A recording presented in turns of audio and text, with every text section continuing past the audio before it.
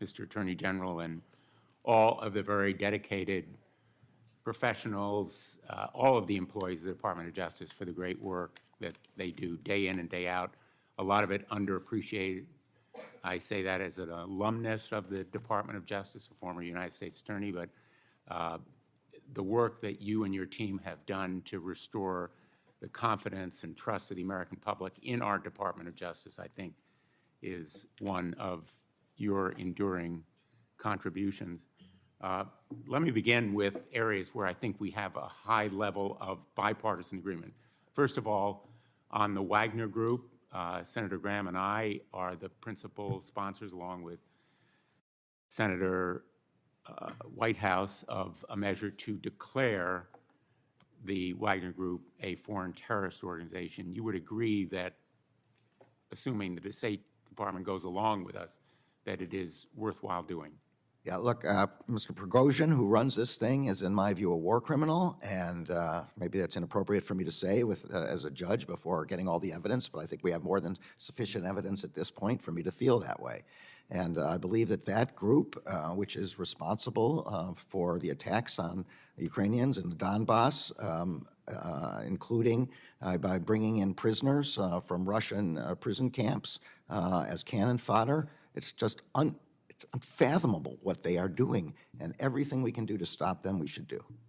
Senator Whitehouse and Graham and I have been working on aiding Ukrainian prosecutors in bringing to justice those war criminals, not only Prigozhin, but others who tied the hands of women and children behind their backs, shot them, buried them in mass graves, which I have visited among my 3 trips to Ukraine.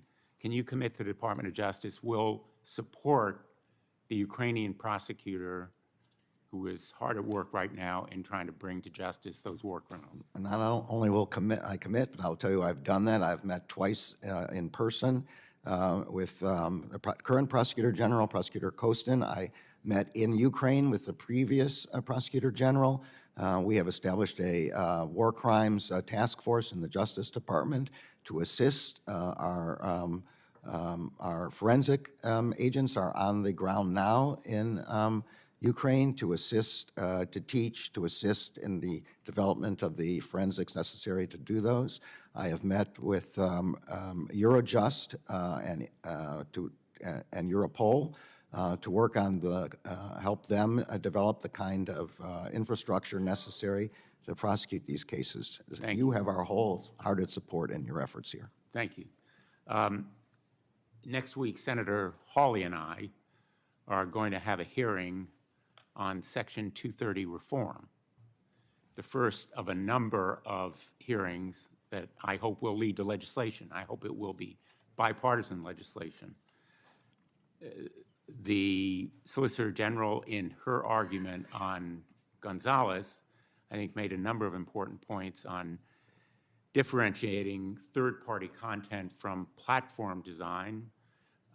In other words, Section 230 could cover content that users post, but when YouTube or others design their products in specific ways that cause harm or take steps to amplify or change content, that goes beyond the intent and the statutory language of Section 230.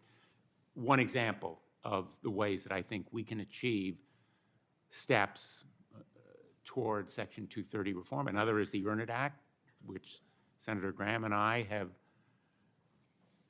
sponsored, and we will introduce it again this year. I recognize that these are general principles. I hope the Department of Justice will support this effort. I hope that you will as well support efforts to take action against monopolistic endeavors like Ticketmaster. I understand that you commented briefly on it. Can you confirm that Ticketmaster is under investigation now? Yeah, so the department doesn't confirm or deny the existence of these kinds of investigations until they reach an overt stage, as you know from your time as a U.S. attorney. But as I told Senator Klobuchar, we know, quote, all too well, close quote, the importance of competition in this industry as in all other industries. And so you can be confident that in all of our work, we approach it with an understanding that highly concentrated industries are a problem for competition. In that concentrated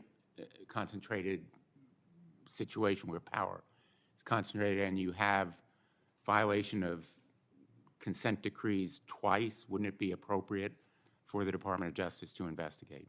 As I say, I'm happy to talk in a hypothetical that in a case where someone violates the consent decree, of course, it would be appropriate to investigate, but I just don't want to talk about individual investigations and whether they're ongoing.